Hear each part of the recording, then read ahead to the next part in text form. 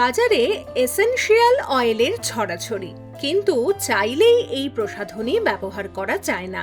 প্রাকৃতিক উপাদানের নির্যাস থেকে এসেনশিয়াল অয়েল তৈরি হয়, তাই এই তেলের গন্ধ ও প্রকৃতি খুবই স্ট্রং। সরাসরি ত্বকে মাখা যায় না, এতে হিতে বিপরীত হবে। ত্বকে প্রদাহ হবে, র্যাশ বেরোবে, স্কিনে ইরিটেশন বাড়বে। ব্যবহারের আগে এসেনশিয়াল অয়েল কানের নিচে বা হাতে লাগিয়ে প্যাচ টেস্ট করে নিন। নারকেল তেল বা আমন্ড অয়েলের মতো তেলের সঙ্গে এসেনশিয়াল অয়েল মিশিয়ে মাখুন। স্নানের জলেও মেশাতে পারেন, আবার ফেস ওয়াশ, ময়শ্চারাইজারের মতো প্রোডাক্টে মিশিয়েও মাখতে পারেন। তবে 2-3 ফোঁটার বেশি ব্যবহার করবেন না। ত্বককে পরিষ্কার করে এসেনশিয়াল অয়েল মাখবেন।